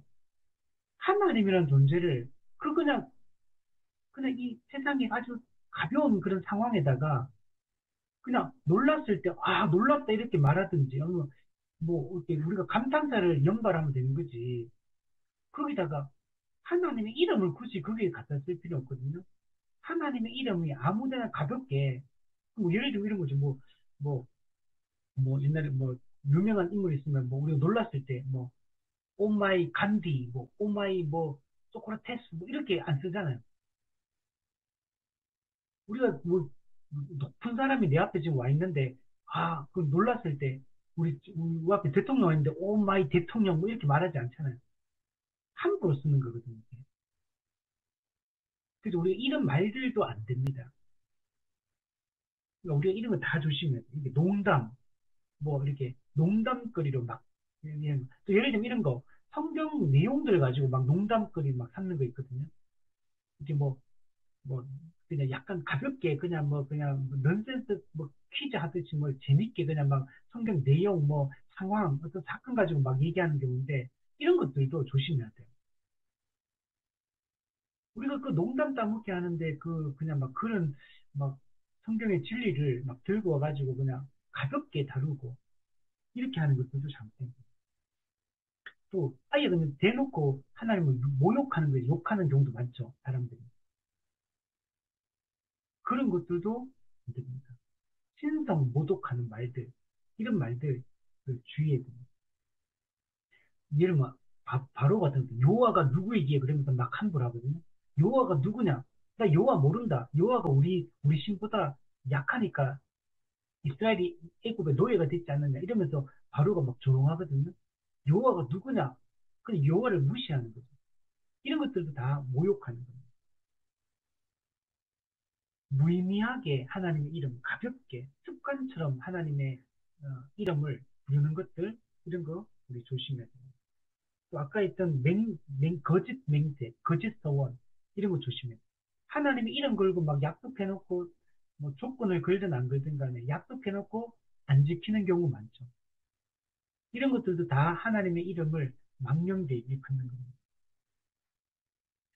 하나님의 이름에 대한 잘못된 지식을 가지고 사용하는 것도 잘못된 거예요. 성경이 하나님이 그런 분이 아닌데 하나님은 이런 분인 것처럼 말하는 거 있거든요. 그리고 이것도 다 하나님의 이름을 망령되이 일컫는 거예요. 심지어 침묵, 망각, 이게 뭐냐면 하나님을 마땅히 지금 영광 돌려야 될 시점인데 하나님께 영광을 안 돌리는 거. 지금 마땅히 지금 하나님을 찾고 의지해야 될 텐데 하나님께 도움을 구하지 않는 거. 이것도 하나님의 이름을 망령되이 일컫는 거. 우리가 이거는 정말 하나님을 무시하는 거. 우리가 예를 들면 이런 거 있잖아요. 우리가 어떤 지금 영광을 돌려야 돼. 하나님께 그분께 감사와 그분께 영광과 그분을 찬송해야 되는 게 마땅한 순간이에요. 근데 그 하나님께 돌려야 될 그 영광을 자기가 취한다든지 하나님께 그냥 하나님께 무시한 건 아니지만 그냥 아예 말을 안 해버리는 거예요. 이 순간에 하나님께 영광을 돌려야 될 순간인데 안 돌릴 수 있죠. 또 이제 하나님 찾아야 되는데 하나님 안 찾아요. 하나님은 우리를 지키시는 보호자고 우리의 강한 요새가 되고 견고한 반석이 되시고 이런 분이잖아요. 내가 그럼 어떤 문제가 터졌다, 어려운 일이 터졌다. 그럼 제일 먼저 누구한테 도와달라 그래야 됩니까? 모든 상황을 주관하신 하나님께 도움을 요청해야 되잖아요. 마땅히 하나님께 도움을 요청하고 기도하고 하나님을 의지하고 하나님의 지혜를 구하고 그래야 되는데 전혀 기도도 안 하고 하나님을 찾지도 않고 하나님의 뜻이 무엇인가를 고민하지도 않고 그냥 인간적으로 막 발버둥 치면서 뭐 어떻게 할까 호들갑 떨면서 막 사람 찾아다니면서 도와달라 그러고 내 힘으로 막 해결해 보려고 막 발버둥 치고 막 이것도 하나님 무시하는 거예요. 예를 들면 부모 자식이 있는데 자식이 문제가 터지고 어려움이 있는데 부모한테는 한마디 도와달라는 말도 안 하고 요청도 안 하고 갑자기 저기 저기 여기 옆집에 가가지고 옆집 아저씨한테 막 도와달라고 울면서 막 그러면은 그 부모가 그 사실을 알면 기분이 좋겠습니까? 하나님을 찾아야 될 때는 하나님을 찾아야 되고 하나님께 영광을 주는 하나님의 영광을 놓 근데 그렇게 하지 않는 게 이것도 하나님을 그 침묵과 망각 하나님을 잊어버리는 거 하나님이 없는 사람처럼 행동하는 거 이런 거 있죠. 어떤 큰 문제가 생겼어요. 하나님이 천지를 창조하시고 지금도 통치하고 계시고 하나님 선하게 우리의 삶을 이끌고 계시다는 걸 믿는다면 우리가 막 호들갑 떨면 안 되는데 하나님이 지금도 우리와 함께하고 계신다. 하나님 우리를 이끌고 계시다. 하나님이 선하게 이끄실 것이다. 이걸 믿는 사람처럼 행동해야 되는데 그렇게 안 하고 막 하나님은 아예 존재하지 않는 것처럼 하나님은 무능력한 하나님인 것처럼 하나님은 우리한테 관심이 없는 하나님처럼 하나님을 찾지 않는다. 이게 다 하나님을 무시하는 이런 것들도 다 하나님의 망령되어 있는 거. 또 우리 행동, 우상숭배하는 거. 하나님보다 더 좋아하고 하나님보다 더 사랑하고 하나님보다 더 이렇게 시간을 보내고 하나님보다 더 이렇게 물질을 쏟고 이런 게 다 우상이거든요. 근데 이게 다 우상숭배. 예를 들면 또, 우리 이렇게 기독교인들도 이렇게 재미로 이렇게 운세 이런 거 하잖아요. 이렇게 점 보고 타로점 이런 거 이렇게 하거든요. 그리스도인들도. 이거 하나님 완전 무시하는 행동이죠. 이거 본다는 자체가 하나님께 이 우상숭배고 이런 겁니다. 그뿐만 아니에요. 우리의 비윤리적인 행위, 비도덕적인 행동, 그리스도인으로서 합당치 않는 것. 이런 것들도 전부 다 하나님의 영광을 가리는 겁니다. 지금 오늘날 우리 한국 교회들 이렇게 하는 거 보면 말도 얼마나 거칠어졌는지 모르겠어요. 기독교인으로서는 절대 해서는 안 되는 말들, 하나님 믿는 사람이라면 표현할 수 없는 말들도 가볍게 그냥 막 말하거든요. 그냥 공개적으로 얘기하고 또 부끄러운 줄도 모르고 그런 말 하는 거. 이런 것들도 전부 다 하나님의 이름을 망령되게 듭니다. 하나님을 위한다는 명목이지만 사실은 전혀 성경적이지 않은 말이나 행동이나 이런 태도를 합니다. 그리고 또 우리가 세속적으로 살아가는 삶 그 자체, 우리가 그리스도인답지 않게 살아가는 이 모든 게 하나님의 그 영광을 가리는 행동들이고 하나님 이름을 망령되게 일컫는 행동들이다. 그냥 대놓고 누가 하나님을 막 대놓고 하나님 막 욕하는 사람 몇 명 되겠습니까? 속으로는 그냥 그 대놓고 하는 사람 조금이고 그냥 속으로는 또 하나님 막 욕하는 사람 많겠죠. 근데 우리의 행동으로 우리의 말로써 힘을 보면 그냥 교회를 다닌다고 해서 하나님의 영광을 우리가 이름을 막는데 일컫지 않는 게 아니고 그냥 하나님 이름을 걸고 있는 사람 우리 앞에 선 사람들이 더 그럴 수도 있는 거죠. 그냥 저도 마찬가지예요. 이런 것들이 전부 다 하나님 이름을 막는 데 일컫는 것이다. 163문에 보면 어떻게 이런 정신과 태도를 가질 수 있습니까? 이것은 우리가 하나님의 이름을 경배와 찬양 이외의 목적으로는 하나님과 그의 사역들을 생각하거나 말하지 않을 때고 오직 하나님의 이름은 그분을 경배하고 찬양하고 그 이름에 걸맞는 영광을 돌려드릴 그런 목적으로만 사용돼야 돼요. 그러니까 아까 전에 오 마이 갓 지금 이거는 친구가 농담도 안 먹게 하고 뭐 그냥 그런 얘기하는 상황이잖아요. 이 상황에서 하나님의 이름이 그 들어갈 이유가 없거든요. 이런 거 다 가벼운 거, 무의미하게 살는 거. 하나님의 존재, 인격, 그분의 사역, 그 사역의 결과, 이 모든 것에 대해서, 그분의 약속, 농담처럼 말하면 안 된다, 이런 거예요. 가볍게 이런 것들이 아무 데서나 이런 표현들이 상대면 안 돼요. 그리고 이거는 우리 구약에 보면 하나님이라는 이 이름이 나올 때는 그 성경을 이제 필사할 때 그 서기관들, 그 사람들이 구약에 있을 때 이름 딱 넣으면은 몸을 씻어요. 몸을 실제로 목욕을 합니다. 목욕을 하고 그리고 나서 그 이름을 쓰는데 그 이름도 하나님 여호와 이름 못 써요.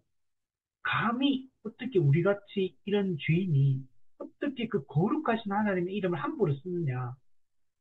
우리 옛날에 한국도 이런 거 비슷한 거 있잖아요. 우리 부모님 이름 할 때 저희 아버지 이름 이준환인데 그럼 제가 자식이 부모 이름을 따는 분이 너 아버지 성함이 어떻게 되시냐 이렇게 물어보면 이자, 준자, 화자 쓰십니다. 이렇게 말하라 그랬잖아요. 왜 그렇게 합니까? 아버지 이름을 자식이 함부로 말하지 않기 위해서 그 이름을 소중하게 씁니다. 장난으로 이렇게 막 이렇게 부모 이름을 막 쓰지 않잖아요. 우리 마찬가지로.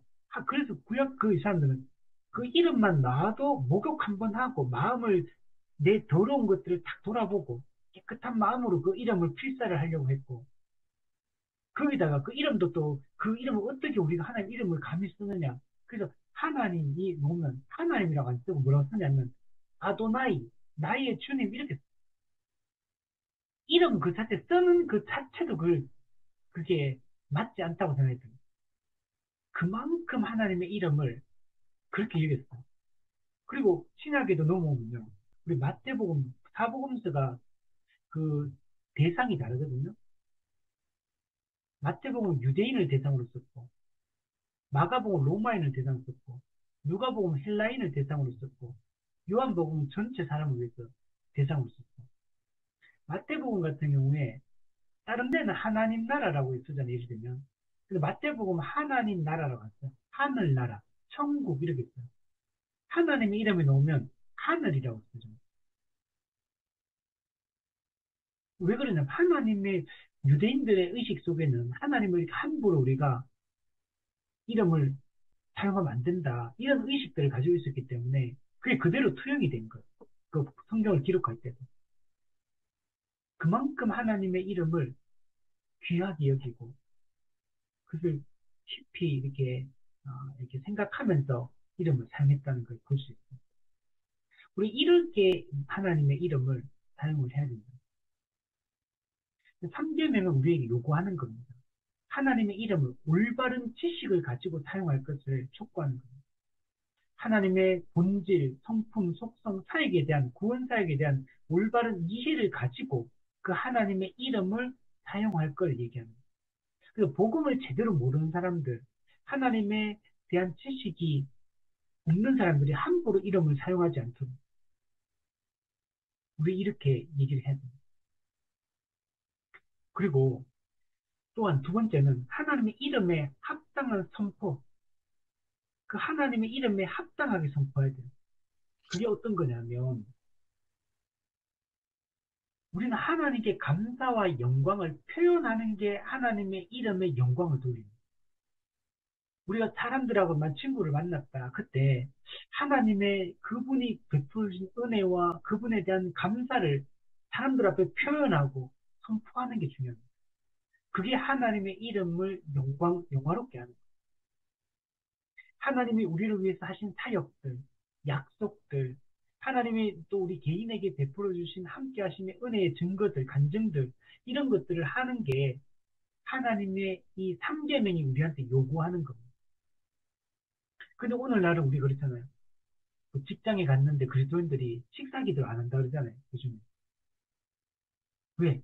저 사람 교회 다닌다. 이런 말 들으면 부끄러워가지고 교회 다니는 거 표 안 내려고 식사 기도도 안 하고 제 친구가 서울에 의료인 연합회 거기서 이제 그 전산 쪽에 일을 하고 있는데 이 친구가 하더라고요. 너고 그 회사에 그 직장의 동료들 중에 교회 다니는 사람 많냐 그러니까 모르겠다 그러더라고. 네가 지금 이 회사 다닌 지 10년이 다 돼 가는데 옛날에 물어봤던 거 지금 또 시간 더 됐는데 이거 10년 다녔는데 아직 누구 직장의 동료 중에 교회 다니는 사람이 누군지 모른다는 게 말이 되냐. 왜냐면 사람들이 그 말을 안 한대요. 근데 그러고 나서 또 몇 년 있다 제가 다시 또 그 얘기를 하게 됐는데 그 친구 하는 말이 알고 보니까 자기 여직원도 교회 다니고 자기 부장도 교회 다니더라고요. 근데 맨날 그 회식 가서 술 먹고 막 그 나쁜 짓, 뭐 그런 짓은 다 했는데, 그렇게 했는데, 알고 보니까 부장도 자기 그 여직원도 교회 다니는 사람이에요. 근데 자기는 전혀 제 친구는 이 친구는 신학을 하고 이제 일반 그 공부를 했던 친구인데, 자기는 이제 교회 다니고 표시를 다 했는데, 아무도 자기한테 교회 다니고 얘기를 안 해가지고, 알고 보니 그렇잖아요. 근데 자기는 그날도 교회 다니고, 알고 깜짝 놀랐다는 거예요.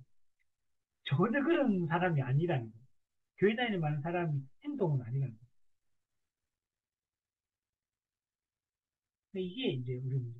이게 하나님, 내가 하나님 믿는 사람이고, 하나님의 그 영광을 돌리고, 감사를 표현하고, 우리 옛날에 그 영화, 축제 이런 거 보면 영화 상 받으면 연예인들이 나가지고, 뭐 모든 영광 하나님께 돌립니다 이런 말 하잖아요. 제 옛날에 아예 굳이 저런 얘기 할 필요 있을까 저런 데서.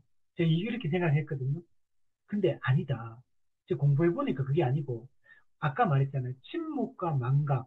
하나님께 영광을 돌려야 될 상황에 돌리지 않는 거. 돌릴 수 있는 어떤 좋은 기회가 되었을 때, 우리 전도도 하는데, 그분께 영광을 돌리는 게 하나님 전도의 그것도 일종의 방식이잖아요. 영광을 돌려야 될 때, 하나님 이름을 영광을 돌려야 되는 거. 그래서 저는 연예인들이 나와서 그렇게 표현하는 거 정말 저는 바람직하다. 내가 하나님 믿는 사람으로서, 물론 그 말을 할 때는 자기 삶에 대한 책임이 따르겠죠. 어, 평상시 안 하다 갑자기 그게 나와가지고 하나님께 영혼을 이러면 사람들이 다 뭔가 이렇게 생각하겠지만, 평상시에도 잘 살아야겠지만, 어떤 하나님께 그 표현, 감사와 영광을 돌릴 수 있을 때, 표현하는 게 매우 중요하다. 그뭐 축구 선수도 이거 한 골 탁 넣으면 그리스도인들 보면 탁 앉아가 기도 막 이렇게 하는 장면들 한 번씩 나오거든요. 그게 부정적으로 볼 필요가 없고 영광 돌릴 수 있는 기회인 거예요. 하나님을 자랑할 수 있는 기회인 거예요. 우리는 그 모든 기회를 선용해서 하나님을 자랑하고 높이는 것이 중요하다. 또 두 번째는 하나님의 성품과 사역과 속성을 선포해야 됩니다. 우리가 만약에 기회가 된다는 사람들하고 있을 때 하나님은 정말 인자하시고 사랑이 많으시고 우리를 참고 기다려 주시고 우리가 회개하면 용서해 주시는 좋으신 분이다. 그리고 하나님은 그러나 또 죄에 대해서는 반드시 공의롭게 심판하시는 분이기 때문에 우리가 그 하나님을 두렵고 떨림으로 그분 앞에 살아가야 된다. 그죠? 하나님이 자기 아들을 우리에게 내어주시면까지 우리 죄인을 구원하기 원하셨다. 이 십자가에 하나님의 사랑이 가득히 담겨 있다. 이런 얘기를 자꾸 해야 된다. 하나님의 그 성품과 사역과 그 본질과 그 영광, 속성들을 사람들 자꾸 알려야 돼. 사람들 하나님에 대한 오해가 있거든요. 우리가 아는 하나님하고 세상 사람들이 그냥 그 귀동냥으로 주워들은 하나님하고는 다르다는 겁니다. 하나님이 어떤 분인지를 정확하게 알려주는 일들을 이게 이 속성을 선포를 해야 되는 겁니다. 세 번째, 하나님의 이름으로 우리가 간구하는 것. 이것도 여러분 중요한 겁니다. 여러분, 하나님께 아까도 얘기했잖아요. 우리 도와달라 할 때, 아이고, 우리 옆집에 그 아저씨한테 가서, 아저씨, 저 좀 도와주세요. 제 이런 문제가 있고 어려움 있는데, 이 문제 좀 해결해 주세요. 그죠? 우리 아버지한테는 얘기 안 하면서, 옆집 아저씨한테 가서 자꾸 도와달라 그러고 자식이, 그러면 그 자식이, 그죠? 문제가 있는 거 아닙니까? 그리고 하나님께 간구하고, 하나님께 도와달라고 도움을 요청하고, 하나님이 함께 해달라고, 하나님 지켜달라고, 보호해달라고 요청하고, 그거는 하나님을 진짜 믿을 때만 할 수 있는 거예요. 진짜 하나님을 그런 분을 내가 믿기 때문에 그 하나님께 간구할 수 있잖아요. 근데 기도는 뭐냐면 의지하는 행위거든요. 기도는. 기도하는 사람은 하나님을 의지하는 사람이고 기도 안 하는 사람은 하나님이 필요 없다고 생각하고 의지하지 않는 내 힘으로 살아갈 수 있다고 생각하는 아주 교만한 사람, 기도 안 하는 사람. 예배 안 드리고 기도 안 하는 사람은 정말 교만하기 때문에 그 예배 안 드리는 거거든요. 기도 안 하는 거거든요. 왜 내 힘으로 살 수 있다고 생각하니까. 하나님 없이도 나는 된다고 생각하니까. 여러분, 사람이 진짜 자기가 할 수 없다고 생각해야지만 하나님 의지하고, 내가 진짜 사면 초과가 되면 하나님 의지하잖아요. 도와달라고 그러잖아요. 근데 아직 그렇게 발등에 불이 안 떨어지니까 살만한 거야, 아직까지. 내 힘으로 살 수 있다고 생각. 내 능력으로 살 수 있다. 내 의지와 결단으로 나는 모든 걸 할 수 있다고 생각하기 때문에 찾지 않는 거예요. 이런 것들이 매우 잘못돼요. 그래서 우리 그리스도인들이 정말 하나님이 온 세상의 창조주라는 걸 믿는다면 하나님이 정말 우리와 함께 하시고, 우리와 동행하시고, 우리를 인도하신다는 믿는다면, 하나님의 이름으로 우리는 간구를 해야 되는 거예요. 그리고 아까 얘기했지만 진실된 서약과 서원, 서약과 서원이 다 나쁜 게 아니라 그랬죠. 불법적 서약과 서원이 나쁜 거고 오히려 그리스도인들은 하나님의 이름으로 서원하고 서약하는 게 나쁜 게 아니에요. 올바르게 하나님의 명예와 진리와 또 일치된 교회를 위해서 할 수 있는 거예요.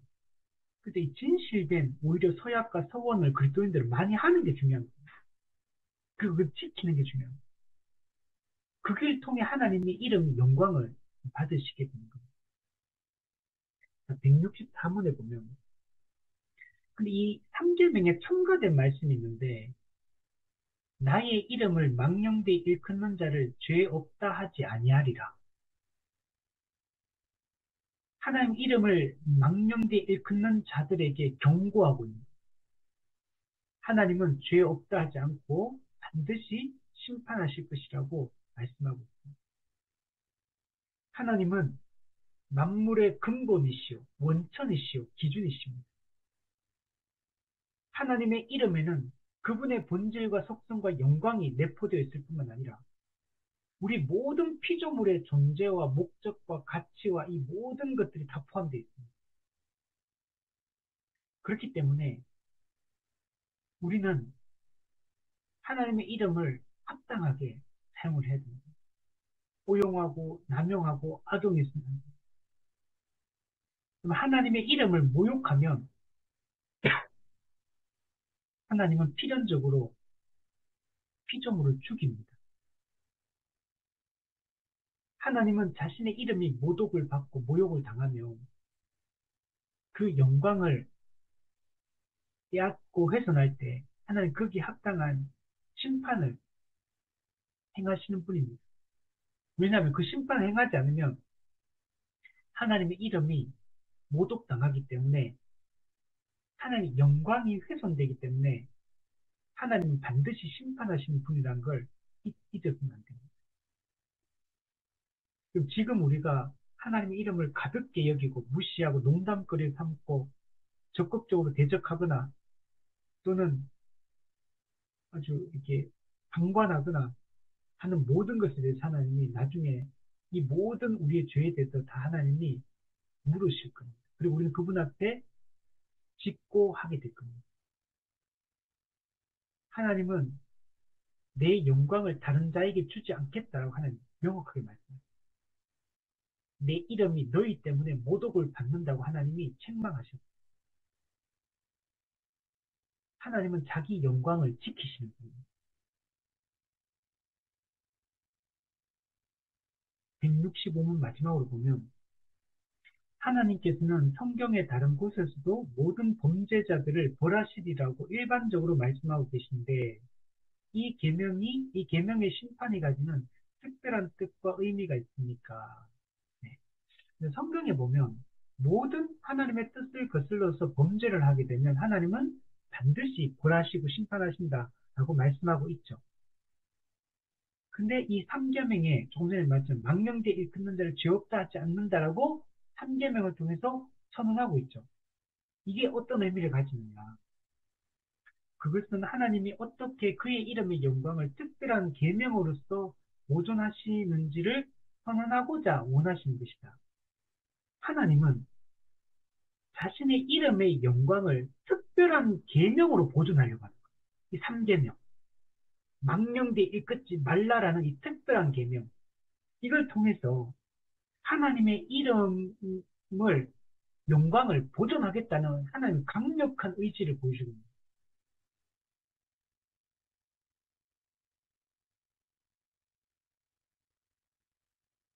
우리는 하나님의 이름이 그분의 존재 그 자체이기 때문에 하나님은 자신의 그 영광을 그 존재됨을 지키겠다고 말씀. 그리고 특별한 선언, 특별한 계명 이걸 통해서 딱 선언해주고 있는 거예요. 그분의 이름을 모욕하는 자를 하나님은 참지 않으시고 반드시 심판하신다고 말씀하는 것입니다. 하나님은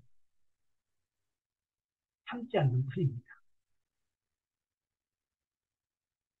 하나님은 일시적으로 심판을 유보하시는 것은 성경에 보면 많이 나와요. 당장 심판을 시행하지 않으시고 심판을 유보하십니다. 이런 장면들이 정말 많이 나옵니다. 성경에 보면. 또 하나님의 백성들이 하나님께 중보기도를 통해서 하나님께 이게 이 죄를 용서해 달라고 이렇게 막 할 때 하나님이 심판을 유보하는 경우들이 많이 됩니다. 그러나 심판을 잠시 유보하고 미루는 거지 심판을 시행하지 않는 게 아닙니다. 그럼 하나님은 죄에 대해서 참는 건 없어요. 하나님은 정확하게 모든 죄에 대해서 정확한 합당한 형벌을 내리는 분이지 하나님은 반드시 심판하는 분이지 아무리 작은 죄든 큰 죄든 하나님의 공의를 벗어날 수 없는 겁니다. 자, 그러므로 우리가 한층 더 신중하게 존경심을 가지고 그의 이름을 부르며 하나님을 경외하도록 하기 위함입니다. 그래서 이 3계명을 특별한 계명으로 우리에게 주셨다는 거예요. 성경에 보면 하나님의 이름을 합당하지 않게 부를 때 받는 형벌에 대해서 뭐라고 표현하고 있냐면 첫 번째는 사형이다. 이렇게 표현, 사형. 레위기 24장 16절에 보면 여호와의 이름을 모독하면 그를 반드시 죽일지니 그리고 죽이는 방식이면 돌로 치라. 돌로 쳐서 하나님의 이름을 모독하면 돌로 쳐 죽여라. 구약의 레위기 율법을 보면 돌로 치라는 게 몇 가지가 나오거든요. 그 중에 하나가 뭐냐면 십계명 1계명을 어기는 거. 나 외에 다른 신을 숨기고 우상을 숭배하는 자 돌로 쳐 죽여라. 두 번째, 부모를 공경하지 않는 자는 돌로 쳐 죽여라. 또, 지금 오늘 여기도 하나님의 이름을 모독하면 돌로 쳐 죽여라. 구약에도 돌로 쳐 죽이는 것은 최종적인 심판의 의미거든요. 그래서 하나님의 이름을 모독하는 것은 사형에 해당한다라고 얘기해요. 그걸 또 다른 데는 영원한 형벌을 받는다. 지옥에 들어간다. 야고보서 3장 29절은 성령을 모독하면 영원히 사하심을 얻지 못하고 영원한 죄가 되는다.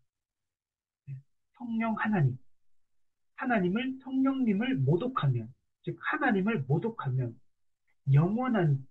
영원히 죄 사함을 못 받는다. 영원한 죄가 된다. 그러니까 하나님을 모독하는 이 죄가 하나의 영광을 가리는 거고 하나님의 존재에 걸맞지 않게 하나님을 대우하는 거거든요. 이 죄가 얼마나 큰 죄인가를 알 수가 있어요. 이게 곧 10계명 1계명에 하나님 외에 다른 우상 섬기는 거하고 똑같은 죄인 거예요. 이게. 그만큼 심각한 죄라는 걸 우리가 생각을 하고 평상시에도 우리의 말이나 행동이나 이걸 통해서 하나님이 명예가 더럽혀지지 않도록 하고 또 적극적으로 요구되는 것은 적극적으로 하나님의 영광을 나타내라고 지금 얘기합니다. 저는 하나님께 이런 걸 안 했습니다라고 되는 게 아니고 적극적으로 하나님의 영광을 나타내라고 선언하고 선포하고 하나님 어떤 분인지 알리라고 얘기를 하고 있는 겁니다. 이런 이 십계명 3계명의 내용들을 오늘 살펴봤는데 이 말씀들을 잘 기억하고 우리 할 수 있으면 좋겠습니다. 특히 또 요즘에는 마지막으로 얘기하고 싶은데 목회자들이 잘못된 가르침을 통해서 하나님의 명예를 더럽히는 거 이거 정말 조심해야 돼요. 목회자들이 성경적으로 교리적으로 맞지 않는 이야기들 그냥 그걸 전혀 상황에도 맞지 않는 이야기들을 그냥 성경을 끌고 와가지고 그걸 가지고 자기 생각을 합리화시키고 정당화시키는 방법으로 이렇게 막 성경 말씀을 하나님의 존재를 막 끌고 오는 경우들이 많은데 우리가 이런 것들을 조심해야 된다. 우리가 하나님께 합당한 영광을 돌릴 수 있는 그런 우리가 다 되었으면 좋겠습니다.